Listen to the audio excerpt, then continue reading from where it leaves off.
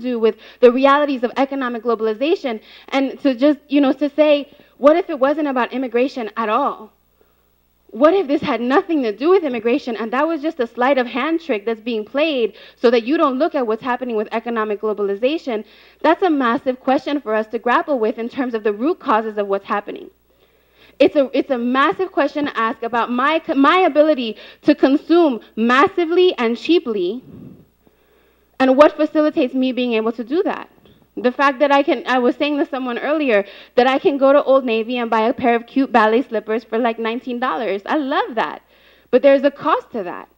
There's a reason why I can do that. And so that is also part of this equation.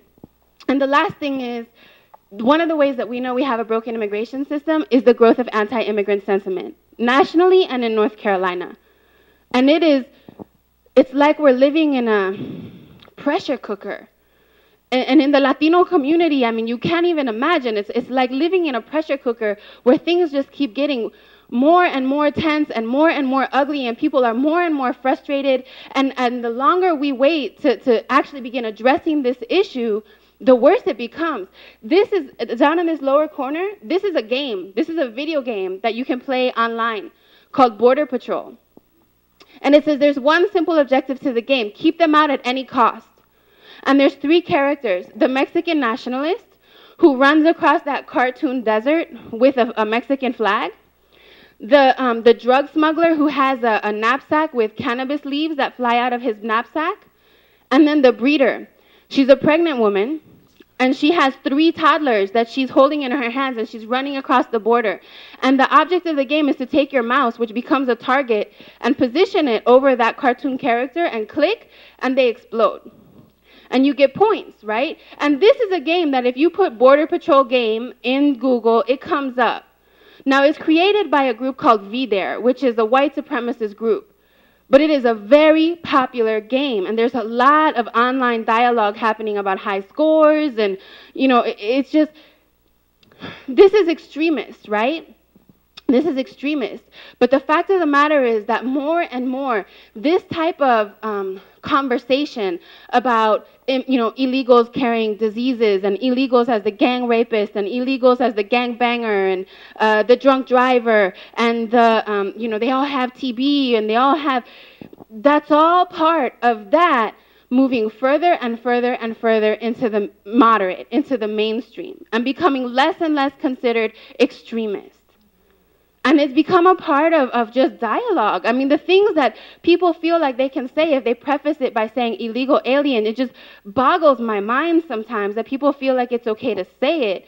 But it's because it's become so polarized that it's becoming more acceptable for us to vent our frustrations about a broken immigration system, and vent and blame and target this community, which is what's happening. You don't have health insurance? You know why, right? It's all those illegals in the emergency room. Your kids are having to consider year-round school. You know why, right? It's all those illegals, kids in your school. You feel less safe in your neighborhood. You know why, right? It's all those illegals. You just name it. You feel like national security is an issue. You know why? It's those illegals pouring across the border. It's just become like this snap response, and it's becoming normalized, and no one is really having a big picture conversation about what's happening. Slide. 5 minutes. I want to show you this one really quickly.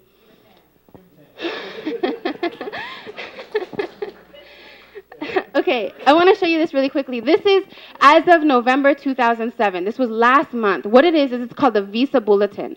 When someone wants to come into the country legally, what happens is that they have to have a family member who's already here as a legal immigrant or a U.S. citizen apply for them.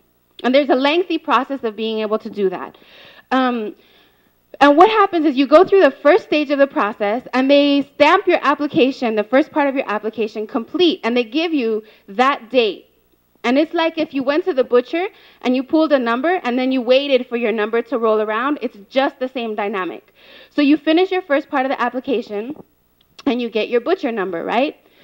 For everyone except for the first category, which are the spouses and unmarried children of U.S. citizens, everyone else, the massive majority of the time, have to wait in their country of origin while they're waiting for their number to roll around, okay? The thing is that there's priorities. So it's not like you get your number and you're next in line automatically. If someone else comes in and they're more preferred, they get to cut in front of you in line. That's how it works. Different countries get different treatment, okay? So there's a different number of visas available for each country. Why do I show you this slide? Because a lot of times people will say to me or to us at El Pueblo, why don't they just come in here legally? I mean, my friend's Russian wife did. My grandfather did. Why don't they just come in here legally? I mean, it's just not fair. Everyone else did. Well, let me show you what's happening. It's one of the breakdowns in the immigration system. It's called application backlogs. So, if you are the spouse or unmarried child of a U.S. citizen, they're currently processing applications from, Pete, will you click? 1992 for Mexico. Okay, 2002 for China, India, and other countries, and 1992 for the Philippines. But but they get to be here with conditional visas. I mean, they don't necessarily get to work while they're here, but they get to be here with their spouses or their children. How about the spouses or children, minor children of legal immigrants? They're processing applications from, Pete? 2002. So 5 years separation from your spouse or children. I mean, if you have children, think about that. Your child was 2 when you applied, and now they're 7. And maybe you can afford to go back once or twice a year to see them, but otherwise, you're separated from your spouse and your children. A lot can happen. If I think back 5 years from today, what I was doing, I mean, it's like a lifetime ago, it feels like. The unmarried adult children of legal immigrants, you can click. 92, 98, 97. The married children of U.S. citizens, you can click. 92, 2000, 91 for the Philippines. Siblings of U.S. citizens, 94. The Philippines, 1985. So this is when they say, why don't they just come in here legally? Why don't they get in line with everybody else? This is the line, and it's wrapped around the building, and it has not been moving for years and years and years. You tell me how more Border Patrol fixes that. You tell me how a border wall fixes that. You tell me how, they don't fix that. So when we have a conversation that's enforcement only, we're not having a real conversation about what's really happening with immigration, because this is part of the story. Slide. Another question people will often ask us, well, because we'll try to say, listen, here's this example of this guy. He's been living here now for 10 years. He has kids who were born here. He works hard. He even pays his taxes. He goes out of his way to pay his taxes. He volunteers at his, he's like a great guy. He loves his community, and he's a good part of our community. And we think that he deserves an opportunity to be able to earn his legalization here. And they'll say, well, if he's been here for 10 years, why hasn't he gone and gotten legal yet? He's been here long enough, right? Because the United States immigration law says that he can't. Undocumented immigrants who entered the country and have been here for 6 months incur what's called a 3-year bar. That means that if they want to adjust their status and become legally present, they have to leave the country, wait 3 years. Can you go back a slide? And get in that line. Go forward a slide. Once they've been here for 1 year illegally, they incur what's called a 10-year bar, which means they have to go back to their country, wait 10 years, and then get in that line. So you're telling someone, well, if you want to become legal in this country, you could potentially return to this country in a legal manner in 15 years. The youth who were brought here by their parents and came here when they were, 1, 2, 5, 10, whatever, once they turn 18, the clock starts for them. And they start incurring that bar.